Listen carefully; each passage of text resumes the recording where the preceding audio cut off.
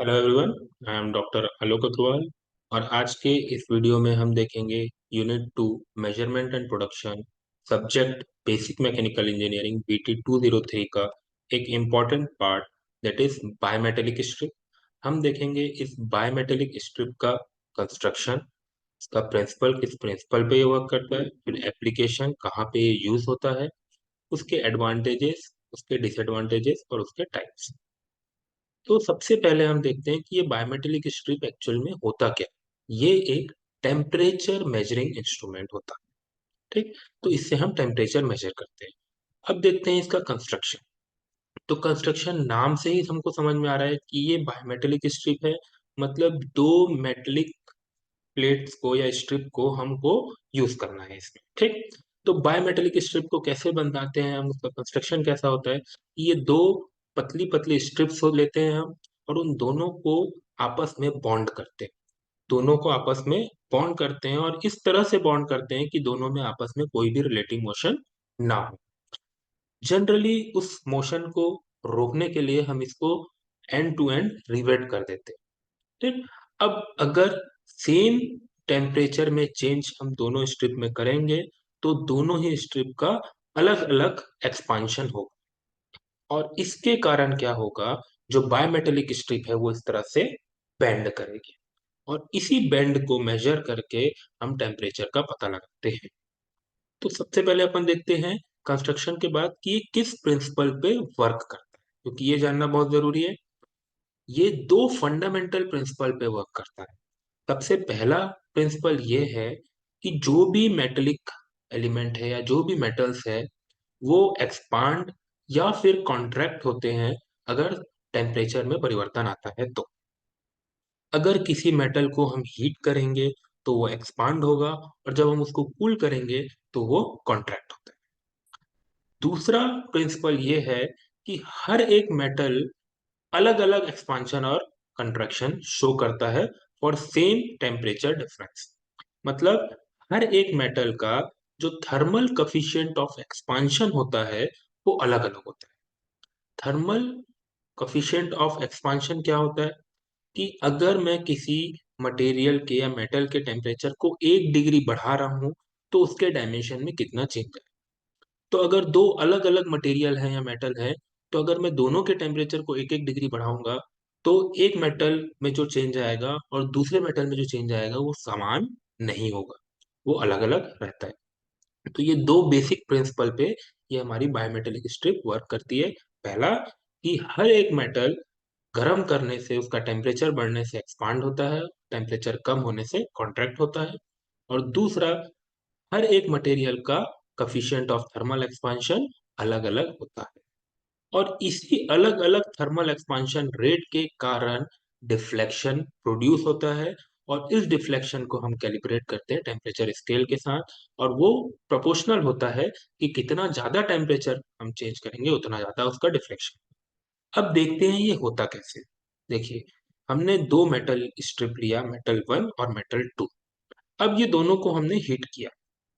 ठीक, इसको, इसका टेम्परेचर हमने बढ़ाया।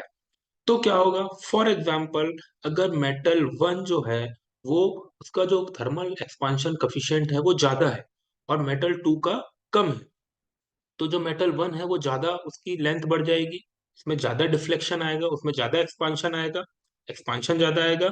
और मेटल 2 जो है उसकी अगर कफिशिएंट ऑफ थर्मल एक्सपांशन कम है तो उसकी भी लेंथ बढ़ेगी, उसका भी डायमेंशन चेंज होगा, लेकिन वो डायमेंशन पहले वाले मेटल से कम रहेगा।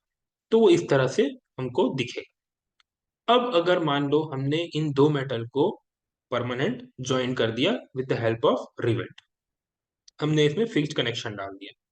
अब अगर हम टेम्परेचर को इंक्रीज करेंगे तो क्या होगा, ये दोनों के बीच अब रिलेटिव मोशन नहीं हो पा रहा है। तो क्या होगा, लेकिन अभी भी क्या है कि जो मेटल 1 है उसका कफिशिएंट ऑफ थर्मल एक्सपांशन ज्यादा है तो वो ज्यादा बेंड होगा, और जो सेकंड मेटल है वो कम बेंड होगा। तो क्या होगा, जैसे ही हमने टेम्परेचर बढ़ाया तो ये अब बेंड होगा। अब ये देखिए कर्व में, इसका लेंथ ज्यादा है और इसकी लेंथ कम है, तो मेटल 1 ज्यादा एक्सपांड हुआ, तो ये बेंड हो जाएगा। जब ये बेंड होगा तो इसकी बेंडिंग को मेजर करके हम पता लगाएंगे कि कितना टेम्परेचर है। ठीक, अब ये जो डिफ्लेक्शन हो रहा है ये जो डिफ्लेक्शन है ये किन किन चीजों पे डिपेंड करता है। सबसे पहले तो ये डिपेंड करेगा कि किस मेटल को हमने लिया है बायोमेटेलिक स्ट्रिप बनाने के लिए, मेटल 1 और मेटल 2, ये दोनों कौन कौन से हैं। उसके बाद ये जो डिफ्लेक्शन है ये रहेगा, डिपेंड करेगा सबसे पहले लेंथ के ऊपर, डायरेक्टली प्रोपोर्शनल रहेगा लेंथ। जितनी ज्यादा लेंथ होगी बायोमेटेलिक स्ट्रिप की, टेम्परेचर बढ़ने से उतना ज्यादा वो डिफ्लेक्ट। ठीक, इसका क्या मतलब है कि अगर मैंने बायोमेट्रिक स्ट्रिप ली, एक की लेंथ छोटी ली और एक की लेंथ बड़ी ली, मतलब एक बायोमेट्रिक स्ट्रिप की लेंथ छोटी ली और एक की बड़ी ली, और अगर सबको समान टेम्परेचर दिया, तो जिसकी लेंथ लंबी है वो ज्यादा डिफ्लेक्ट करेगा और जिसकी लेंथ छोटी है वो कम डिफ्लेक्ट। साथ ही साथ ये डिपेंड करता है वेरिएशन इन टेम्परेचर। जितना ज्यादा टेम्परेचर का वेरिएशन रहेगा उतना ज्यादा डिफ्लेक्शन होगा, मतलब जितना ज्यादा हीट करेंगे उतना ज्यादा डिफ्लेक्ट होगा। और ये डिपेंड करता है उस बायोमेटेलिक स्ट्रिप की थिकनेस। थिकनेस में से ये इनवर्सली प्रोपोर्शनल हो, मतलब थिकनेस हम कम करते जाएंगे तो डिफ्लेक्शन बढ़ता जाएगा, और थिकनेस जितनी ज्यादा रखते जाएंगे बायोमेट्रिक स्ट्रिप की, डिफ्लेक्शन उतना कम होगा। तो ये इन तीन चीजों पे मेन डिपेंड करता है एक बार जब हमारी बायोमेट्रिक स्ट्रिप बन जाती है तब। ठीक, तो अगर मैं बोलूं कि डिफ्लेक्शन होने के बाद जो कर्व बनता है वो कर्व का रेडियस है आर। ठीक है, वो आर्क बन रहा है, आर्क का रेडियस है आर। और हर एक मेटेलिक स्ट्रिप की जो थिकनेस है वो है T/2। जो मेटल 1 लिया था या मेटल ए लिया था उसका थर्मल एक्सपांशन कफिशिएंट हम ए ले लेते हैं, अल्फा ए। और जो मेटल बी लिया था उसका कफिशिएंट ऑफ थर्मल एक्सपांशन हम अल्फा बी ले लेते हैं। ठीक, तो फिर एक फॉर्मूला निकल के आता है जिससे हम पता लगा सकते हैं कि उस मेटल को या उस बायोमेटेलिक स्ट्रिप को हमने कितना टेम्परेचर बढ़ाया है। देखिए ये आर क्या है, रेडियस ऑफ आर्क, जो आर्क बना। ये एक हमारी मेटेलिक स्ट्रिप थी, मेटल ए मेटल बी। जब इसको हमने हीट किया तो ये डिफ्लेक्ट हुई, और डिफ्लेक्ट होने के बाद इस तरह से आर्क बनाई।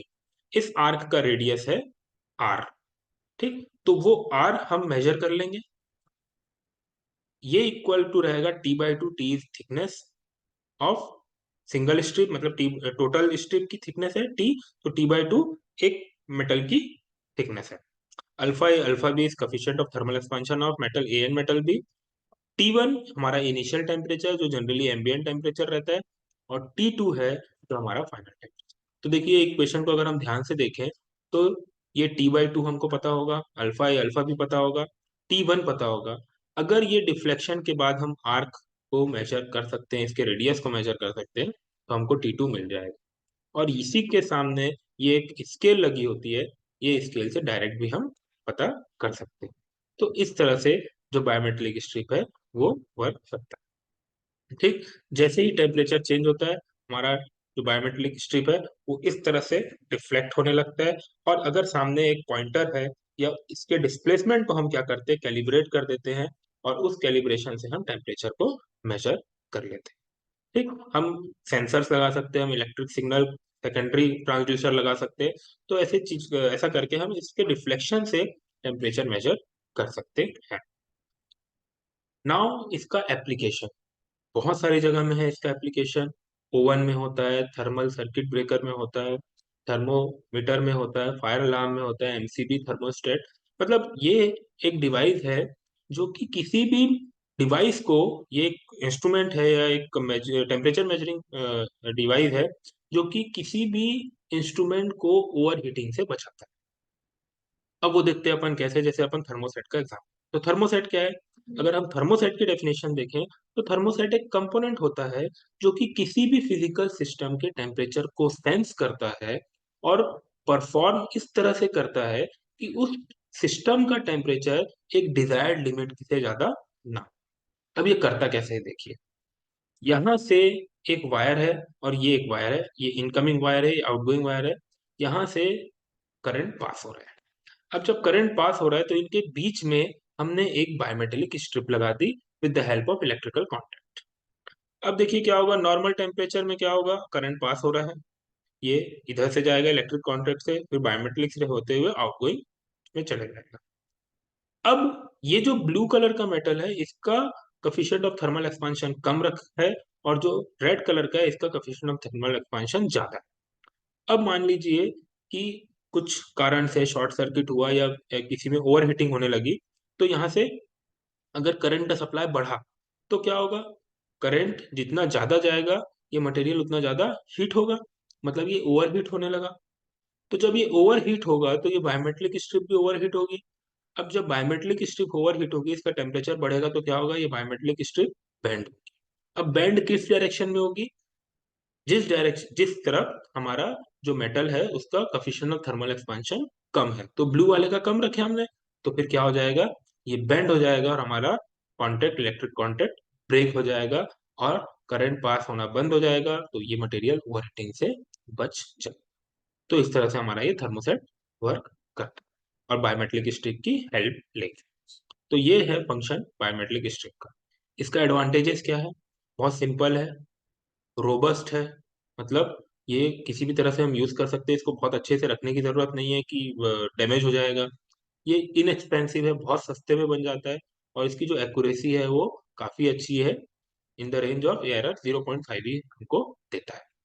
इसका एक ही डिसएडवांटेज है कि ये बहुत ही हाई टेम्परेचर को मेजर नहीं कर सकता, जैसे कि 550 डिग्री या 600 डिग्री के आसपास का अगर हम इसमें टेम्परेचर या उससे ज्यादा का टेम्परेचर करेंगे तो इसमें परमानेंट डिस्टॉर्शन आ जाएगा और ये खराब हो जाएगा, और साथ ही साथ क्या होगा कि ये रीडिंग भी गलत देने लग जाएगा। तो ये इसका एडवांटेजेस और डिसएडवांटेजेस है। ठीक, अब बायोमेट्रिक स्ट्रिप देखिए किस तरह से कौन कौन से टाइप से आती है। ये है स्पाइरल स्ट्रिप बायोमेट्रिक थर्मोमीटर, इसको यहाँ पे हमने बायोमेट्रिक स्ट्रिप को स्पाइरल के फॉर्म में कर दिया। अब क्या होगा, जैसे ही हीट होगा तो ये ओपन होगा, ओपन होगा तो यहाँ पे स्केल लगा दिए हमने, ये स्केल से यहाँ पे रीडिंग मिलेगी, ये इस तरह से ओपन होते जाएगा। ठीक, ये हमारा है इंडस्ट्रियल टाइप बायोमेट्रिक थर्मोमीटर, ये हेलिकल थर्मोमीटर बायोमेट्रिक स्ट्रिप है। अगेन जब यहाँ पे हीट आएगा तो क्या होगा, ये एक्सपांड होने लगेगा, ये घूमने लगेगा, तो ये घूमेगा, जब ये घूमेगा तो साथ साथ में ये पॉइंटर भी घूमेगा और हमको रीडिंग देगा। उस तरह से इसको कैलिब्रेट किया गया है। अब देखिए एक्चुअल इंस्ट्रूमेंट की अब एक फोटो देखते हैं अपन। यहाँ पे क्या हो रहा है कि हमने ये वाले पोर्शन को, ये वाले एंड को जहां पे भी हमको टेम्परेचर मेजर करना है वहां पे इंसर्ट किया और दूसरे एंड को बायोमेट्रिक स्ट्रिप के पॉइंटर से कनेक्ट कर दिया। अब क्या होगा, जो ये वाला एंड है इसको भी हमने फिक्स किया है यहाँ पे एक रॉड पे जो कि रोटेट हो सकती है, जिसके पॉइंटर लगा है। अब क्या होगा, जैसे ही ये गर्म होगा तो ये गर्म होने के कारण ये एक्सपांड होगा और एक्सपांड होने के कारण ये रोटेट होगा। जब ये रोटेट होगा तो अकॉर्डिंगली ये हमारा जो शाफ्ट है जिसमें ये माउंटेड है, जिसमें इसका एक एंड फिक्स है, वो भी घूमेगा और घूमने के साथ साथ हमको ये रीडिंग देगा, तो हमको डायरेक्ट पॉइंटर में रीडिंग मिल जाएगी, टेम्परेचर उस हिसाब से इसको कैलिब्रेट करके हमने बनाया। तो ये अलग अलग टाइप के बायोमेट्रिक स्ट्रिप है। ठीक, थैंक यू वेरी मच। आज के वीडियो में इतना ही, नेक्स्ट वीडियो में हम देखेंगे दूसरा temperature measuring instrument. Thank you.